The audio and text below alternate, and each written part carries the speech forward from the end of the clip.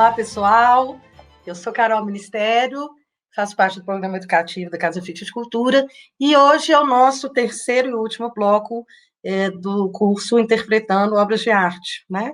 Primeiro bloco falamos um pouco sobre cultura visual, segundo bloco, metodologias tradicionais de análise de obra da história da arte, e hoje, terceiro e último, nós vamos falar possibilidades também desse contato, dessa aproximação com imagens, não só obras artísticas, mas imagens da publicidade, cinema, televisão, né? Acho que são recursos muito potentes no que diz respeito quando a gente fala sobre educação, né? Educação em artes visuais, mediação cultural. Então, né? Eu acho que nesses ambientes educativos, escola ou museus, educação formal ou não formal, quanto mais a gente também consegue transformar essa experiência dos alunos, dos meninos, né, das crianças, adolescentes, adultos, enfim, quanto mais a gente conseguir potencializar essa experiência das pessoas com as obras, com a arte, né, mais interessante fica o trabalho, mais as pessoas também passam a gostar de arte, né, passam a ter, sim, essa relação mais significativa com esses trabalhos, né? Então, eu vou trazer hoje, enfim, um pouco como que é essa relação da arte, da interpretação de obras de artes está ligada à educação, né? Então, vou compartilhar também o PowerPoint com vocês, a parte do atual, né? Não, gente, desculpa, essa é da última aula. Gente, então hoje nós vamos falar um pouquinho sobre essa percepção visual ou essa compreensão estética que pode, sim, ser aprimorada através de vários processos, de várias metodologias, e, por que não, dentro da própria ambiente educativo, de educação, né? Então, essa relação entre a arte, o ensino e a arte, ela também possui várias teorias, né? Ela também mudou com o tempo, né? Até a década de 90, assim, existiam teorias de interpretação de obras de arte na educação e que não se precisa compreender aquela obra, compreender o real significado da obra, real não, né? Mas o mais aparente, ou a intenção do artista, que, a princípio, isso não seria importante, né? Que a livre interpretação, né? Ou qualquer coisa que o aluno, que a criança ou o adolescente falar sobre aquela obra, está tudo bem, né? Então, tinha-se uma linha teórica, talvez ainda exista, né? Não sei se algumas pessoas ainda seguem essa concepção teórica, mas a partir da década de 90, principalmente no Brasil, uma muito conhecida, né, a Ana May Barbosa, ela traz uma outra metodologia um pouco mais significativa, menos experimental, né, menos livre interpretação. Ela traz uma abordagem que chama abordagem triangular, né, que é o quê? Para esse ensino da arte, para essa relação, para estreitar a relação de um aluno, de uma criança, de um estudante com qualquer obra artística, pode sim seguir um método, uma abordagem, né? Por que não? Né? Que algumas pessoas também às vezes criticam, enfim, mas eu acho que todas essas questões ajudam, né? Todas as propostas metodológicas e teóricas contribuem para que nós tenhamos realmente um contato mais significativo com as imagens e com as obras, e que a gente comece, sim, a desenvolver uma percepção visual mais apurada. Isso é um hábito, né? Quem tem hábito de frequentar exposições, de consumir arte, de relacionar com a arte, a gente vai tendo um olhar assim um pouquinho mais apurado, né? Então, a Ana May Barbosa ela vai propor essa abordagem triangular, que significa o quê? Para se ensinar arte, ou para trazer o aluno, o estudante mais próximo daquele trabalho artístico, você deve seguir 3 etapas. Então, primeiro, o fazer artístico. Fazendo a gente aprende, né? Lá na Casa Fiat mesmo tem um ateliê que eu acho sensacional de práticas, né, das meninas, das outros educadores, que você entende melhor como que foi feito aquilo, qual que é o grau de dificuldade, os materiais que foram usados, as técnicas que foram usadas. Então, o fazer, a prática artística é fundamental, né? Agora, a leitura de imagem também que é um pouco aquilo do segundo bloco, que a gente tentou decifrar um pouco aquela obra do Tiziano ali, que narrativa era aquela, quem são aqueles personagens, onde eles estão. Isso é fundamental, né? Então, dentro desses processos de ensino e aprendizagem de arte, né, essas epistemologias de ensino e aprendizagem, a leitura de imagem, ela está, assim, inserida, ela está, assim, contemplada, né? Não só pela abordagem triangular da Ana May Barbosa, mas também pela própria BNCC, né, a Base Nacional Comum Curricular, né, que traz diretrizes para o ensino da arte. E, por final, né, a terceira, né, já que é uma abordagem triangular, o terceiro ponto da metodologia ou abordagem da Ana May Barbosa é também os conhecimentos de história da arte. Então, para ela, um ensino significativo, um processo de aprendizagem significativo, requer a prática artística, a leitura de imagens, que é o que nos interessa aqui, né, nesse encontro, e conhecimento sobre história da arte, que também ajuda muito a você interpretar uma obra, a você atribuir sentido, significado àquelas imagens, né? Se você sabe sobre história da arte, facilita muito. Então, o que eu vou pegar aqui, a minha abordagem agora, especificamente nesse bloco, não é, em hipótese alguma, a livre interpretação, né? Muito pelo contrário, a compreensão estética organizada, planejada, seguindo teorias, seguindo metodologias, pensando, inclusive, cognitivamente, né, como que a gente aprende a ver, como que a gente está mais aberto para o nosso entorno, como a gente apreende o mundo, os sentidos, não só a visão, né, claro que não, mas, uma obra você pode ter uma obra sonora, né, pode ter uma obra que você pode tocar. Então, enfim, essa compreensão estética, ela não é só pela visão, obviamente, apesar de ser o sentido com que nós mais aprendemos o mundo, e apesar da nossa sociedade hoje ser totalmente visual, né? Mas tem, sim, formas de você ir desenvolvendo essas capacidades, de você ir aprimorando essas habilidades, né? Existem níveis de compreensão estética, a gente aprende, da mesma forma que aprende matemática, né? A gente não aprende que 2 e 2 são 4. Essa compreensão estética, ela pode ser aprendida, desenvolvida, né, aprimorada. Então, e justamente nesses processos educativos é que muito, é, é, muito propício para que isso aconteça. Né? Então, como eu já disse, a própria Base Nacional Comum Curricular, que é um documento que estabelece diretrizes, né, para o ensino de artes visuais, ele traz também como sugestões, que é o quê? A fruição, que é o encontro com a obra de arte, né? Você está ali aberto para prestar atenção, para observar, para identificar coisas, para sentir, né? Então, é fundamental essa percepção aí através da fruição, a reflexão, que é fundamental, eu acho, né, que eu vou trazer um método até bem crítico, né, essa reflexão e a crítica andam muito, para a educação é sensacional, né, porque tem esse potencial realmente muito de questionamento, de desenvolver o pensamento crítico, reflexivo, né, então seria essa atitude de perceber, analisar e interpretar. Então, refletir sobre uma obra de arte é muito importante, né? Eu acho que talvez acho mais importante refletir, talvez, do que interpretar em si, né? Do que ir atrás de um significado único.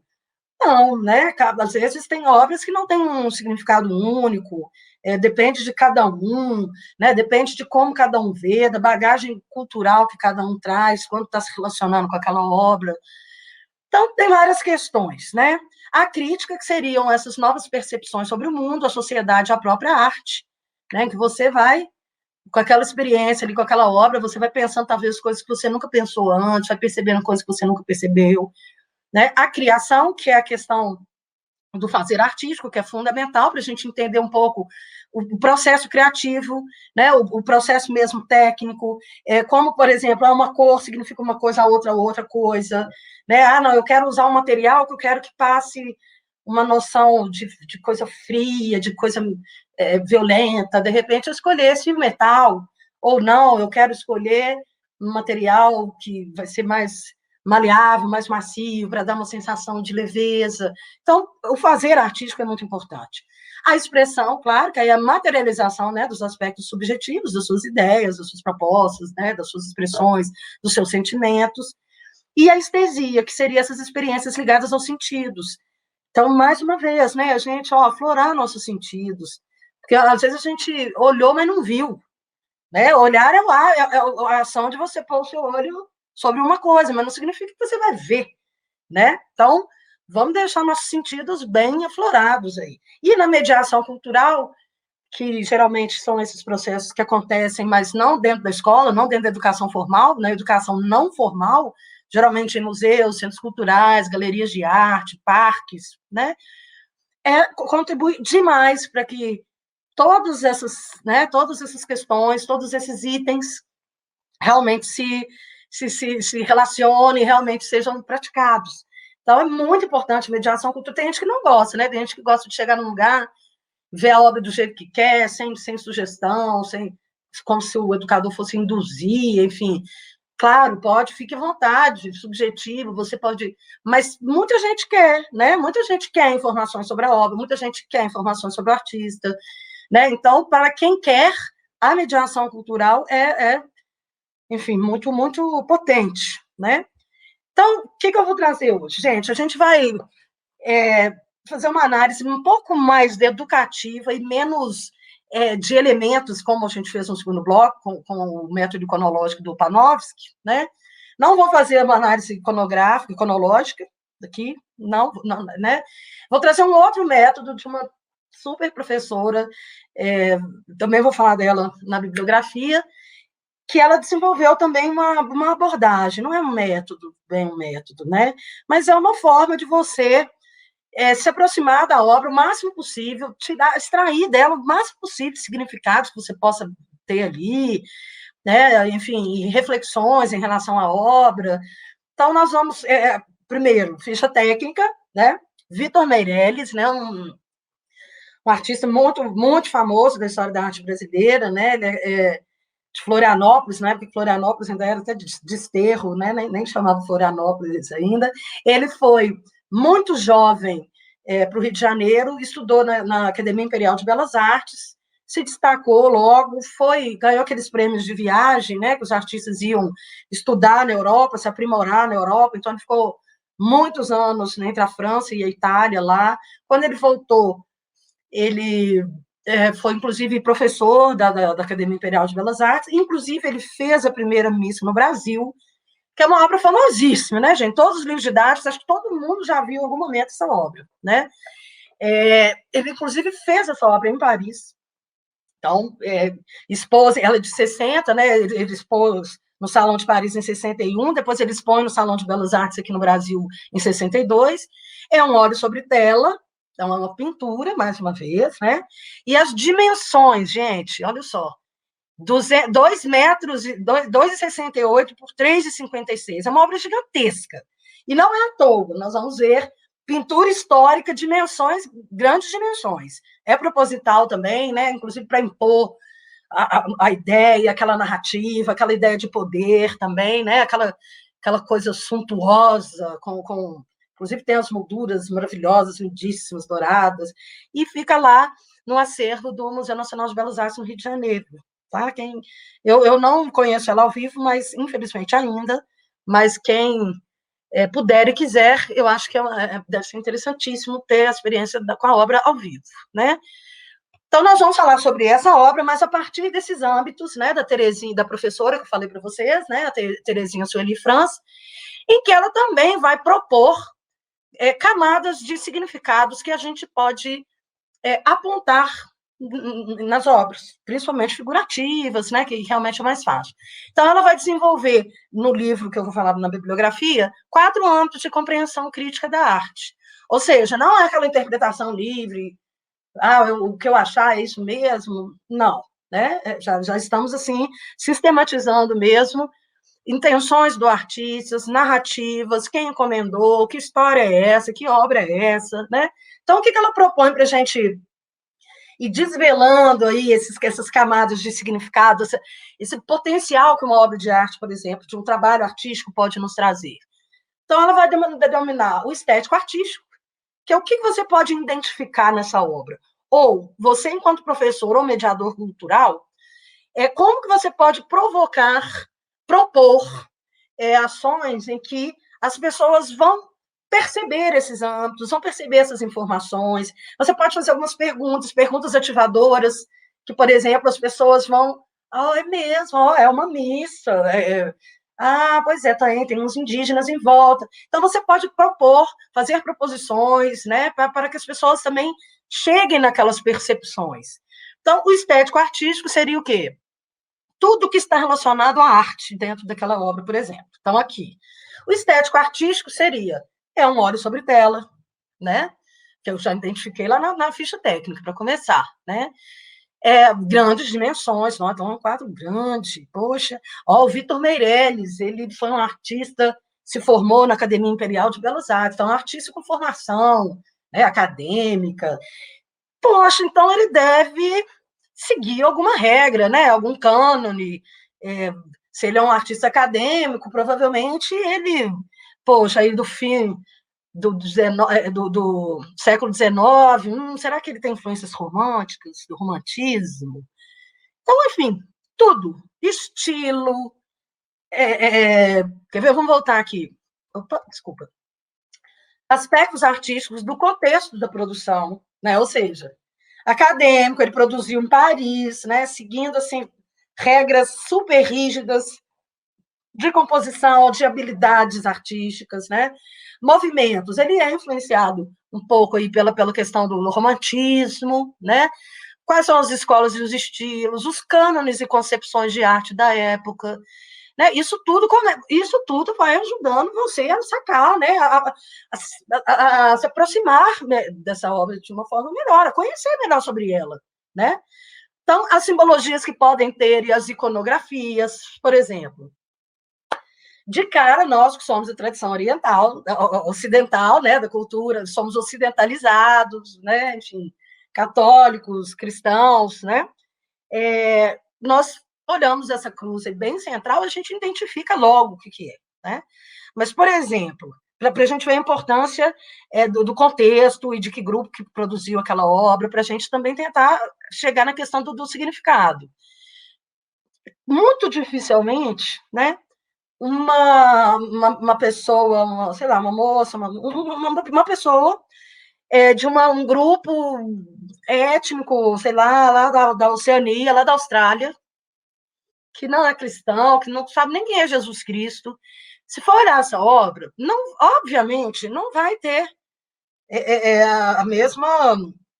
a mesma relação de cara sobre a gente ver a cruz, né? Então, esses símbolos, eles estão intimamente ligados à cultura que nós participamos, que nós estamos inseridos, não só nós, mas a própria obra, né? Então, isso é importantíssimo também a gente lembrar, porque se eu mostrar essa obra, por exemplo, para alguém lá, um aluno do Vitor Meirelles lá na época, né? Ou para uma pessoa, alguém de algum grupo originário lá da Austrália, vai ser totalmente diferente. Então, a gente tem que pensar muito, sim, nessa questão da cultura, das circunstâncias, do simbolismo, uma coisa que pode significar para a gente não significa para o outro, a gente tem que sempre estar prestando atenção na questão da diversidade, né, diversidade cultural, diversidade de pensamento, né, então, se eu não me engano, eu vou mostrar o livro para vocês, mas agora eu esqueci quem foi que falou. Mas justamente isso, né? Se um aborígene, entre aspas, vê, por exemplo, a cena da Santa Ceia, né? De Leonardo da Vinci, não vai entender, não vai. Para ele vai ser simplesmente um alegre jantar entre pessoas, né? Então, os significados eles estão muito atrelados a essa questão cultural, que já seria aí o histórico antropológico, já seria o segundo âmbito de nível de interpretação de uma obra, né? Que vai te ajudar a descobrir mais coisas sobre a obra. Então, o contexto histórico, né, em que o artista produziu, né? Então, por exemplo, o Vitor Meirelles produziu na França, em um período que as academias eram muito fortes, né? As academias de arte determinavam muito, se você quer ser um artista reconhecido, você tem que seguir exatamente regras específicas, cânones, né? Essa formação erudita é muito considerada na época, né? Então, eventos marcantes, por exemplo, tem um evento marcante, né? O Brasil aí, no século XIX, se torna independente, né? Mais para o fim do século vem a República. Então, essa obra, inclusive, está extremamente ligada, gente, a essa questão, né? A questão do mito fundador do Brasil, né? De criar uma iconografia para a história brasileira. Nossa, a primeira missa, né? Quando os portugueses chegaram, a primeira missa que foi celebrada em território brasileiro, assim, né?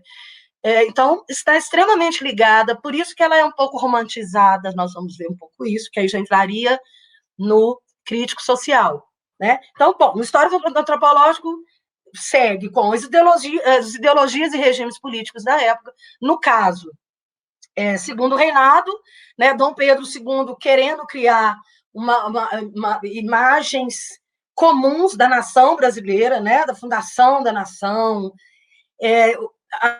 a escola, e inclusive a Escola Imperial de Belas Artes, a Academia Imperial de Belas Artes, ela serve muito a esse papel, né, a criar essas imagens da nação, e o IHGB, que seria o Instituto Histórico Geográfico Brasileiro, criaria os textos sobre a história do Brasil, né? Então tem todo esse contexto que influencia, sim, na feitura da obra, como a obra é feita, né? Por que ela é romantizada assim, não é uma cena de batalha? Por que será que aqui os portugueses e os grupos indígenas aqui, no caso, que, né, na época eram os tupiniquins, mas também não tem nem como identificar, não teve nem essa preocupação de identificação étnica através de adereços, enfim. Por que será que eles não estão brigando? Será que a colonização foi assim, harmônica, sem violência? Por que será que eles estão tão passivos, né, em torno da cena central, que é exatamente onde está sendo celebrada a missa? Então, tudo isso, o contexto, a intenção da obra, tudo isso traz significados e sentidos, né, para a gente conseguir se aproximar mais dessa produção. O crítico social seria exatamente isso, né? Vamos pensar melhor sobre essa imagem, né? Será que é isso mesmo? Será que é idealizada? Né? Inclusive, essa obra é considerada como ela foi pautada na própria carta de Pero Vaz de Caminha, né? Na descrição que ele descreve uma missa num domingo, no dia 1º de maio de 1500, que teria ocorrido lá na praia de Coroa Vermelha, né? Em Santa Cruz de Cabral, inclusive uma briga para ver onde que foi. Tem 3 lugares diferentes lá que falam que foi a tal missa celebrada. Então, o crítico social seria assim, poxa, não, vamos, né, será que foi assim mesmo? Como foi esse processo de colonização? Né, essa missa está evangelizando os índios, os indígenas, como foi esse processo de evangelização? Como é que foi a questão dos jesuítas no Brasil? Né, a gente questionar um pouco as coisas, a gente trazer críticas em relação, a gente saber criticar também, né, a imagem, não é só interpretar, não é só identificar os personagens, os elementos, mas também ver as obras com um olhar crítico, né, principalmente quando falamos de educação, né. Por último, gente, seria esse biográfico, que aí eu acho interessantíssimo, porque entra na questão da subjetividade da pessoa. Aí sim você pode cada um pode ter um tipo de interpretação diferente, depende da sua história de vida, do seu acúmulo cultural, se você já tem hábito ou não de ter essas relações com imagens, com obras de arte, né? Por exemplo, uma casa, eu fiz até um curso ontem, eu achei muito interessante isso, a casa, por exemplo, o desenho da casa, né? A casa não vai representar a mesma coisa para mim, por exemplo, se eu morar na rua, será que o significado daquela casa, para mim, vai ser o mesmo de uma pessoa, por exemplo, que mora numa mansão? Depende do que você chama de casa, depende da experiência que você tem com a casa, né? Estou dando um exemplo bobo, assim, um desenho de uma casa. Mas o biográfico já teria essa dimensão, assim, que aí é muito particular, muito pessoal, que cada pessoa também pode atribuir significados para uma obra a partir da sua própria subjetividade, né, a partir da sua própria história. Então, eu acho que esses 4 âmbitos são super completos. Eu até usei esses âmbitos até na minha dissertação de mestrado, enfim. Então, aqui, por exemplo, um grupo indígena, por exemplo, hoje, né, alguns grupos indígenas que estão em áreas urbanas, né, aqui no Belo Horizonte, por exemplo, temos muito. O que eles diriam dessa imagem? Né? Será que seria a mesma coisa dos portugueses hoje vendo? Depende do ponto de vista, depende de quem que está vendo, né? Depende de quais são as relações da pessoa de cada pessoa com a imagem. Né? Então, é uma obra, inclusive, que é muito usada em livros didáticos de uma forma super acrítica, para ilustrar. A gente tem que lembrar que a imagem não é apenas ilustração. Né? Ela traz consigo seus significados próprios, ela não está ali só para ilustrar um texto.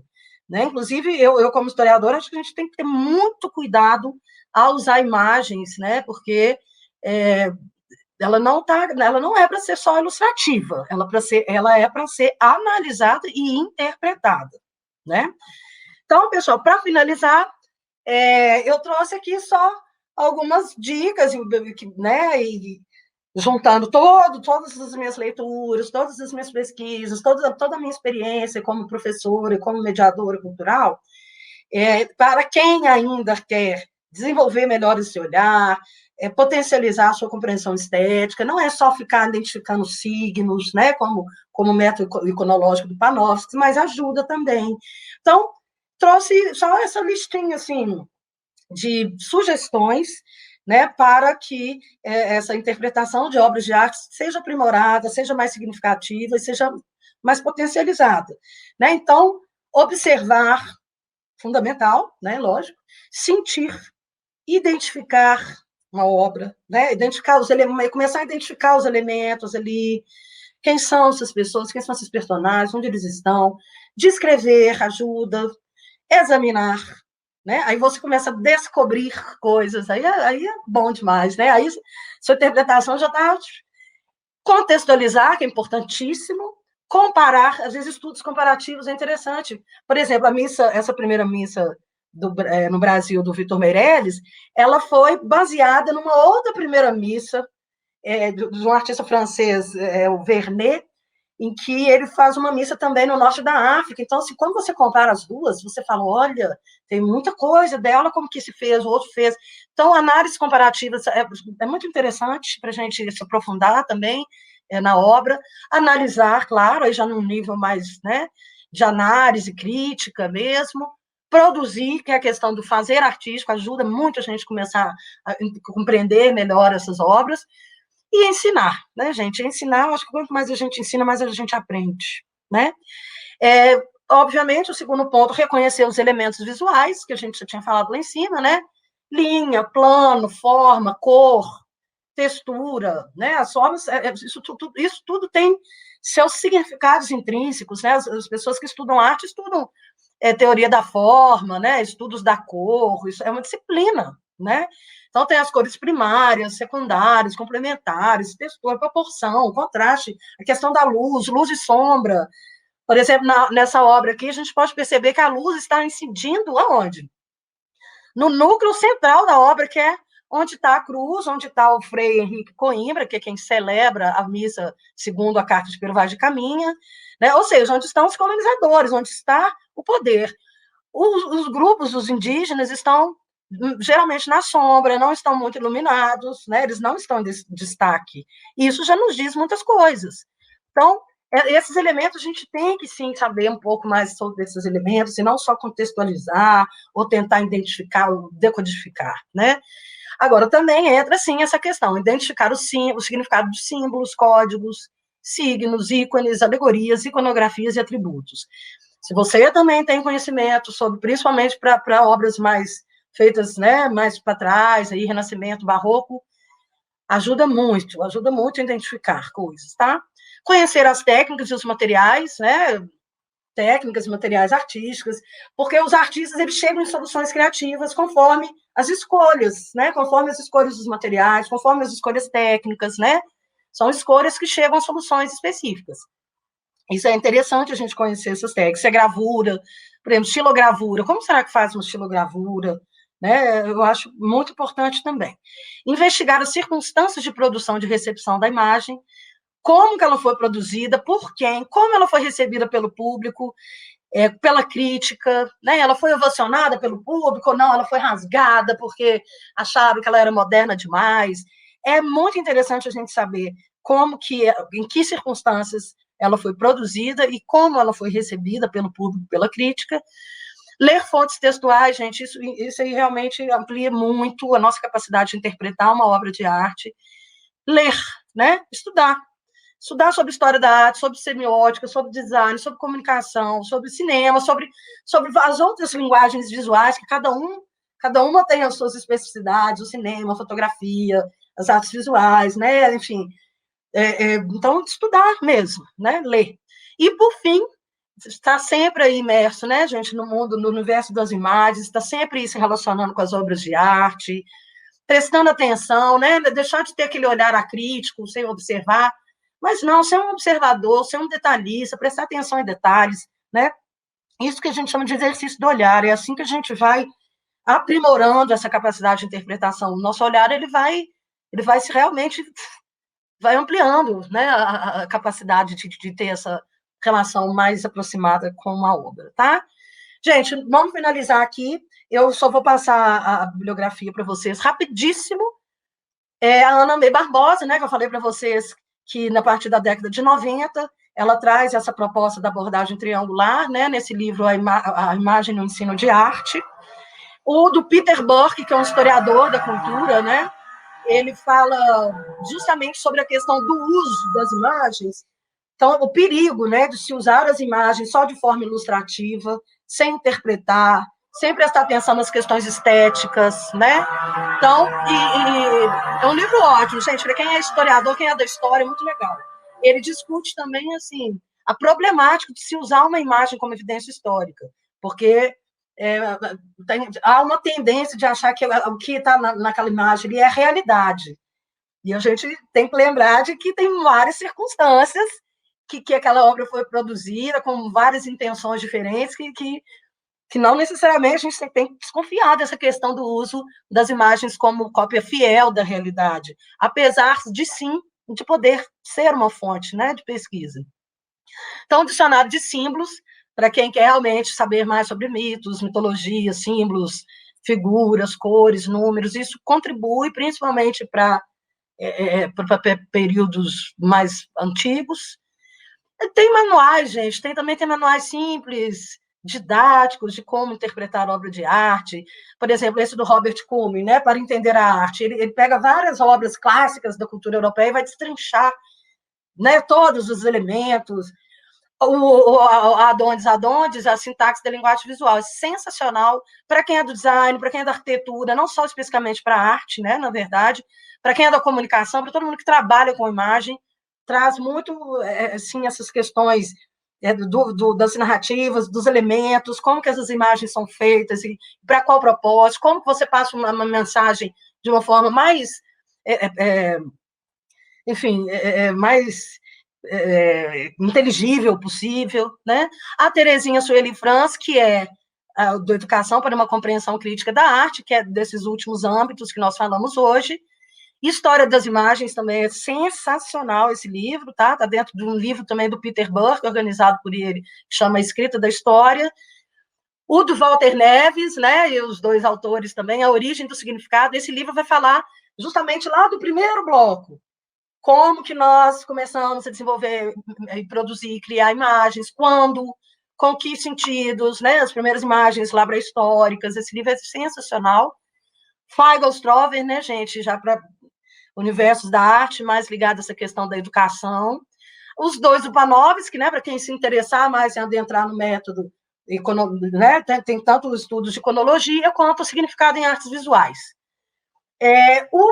Esse texto do professor Rodrigo Vivas e da Gisele Guedes, que já são do segundo bloco, ligado à história da arte, que eles trazem, né, as propostas metodológicas um pouco mais ampliadas do que a do Panofsky, mais contemporâneas. Então, esse texto é super bacana, da narrativa comum à história da arte, uma proposta metodológica. E, por fim, gente, só a referência da BNCC, que eu citei nesse bloco, que é a Base Nacional Comum Curricular, tá bom?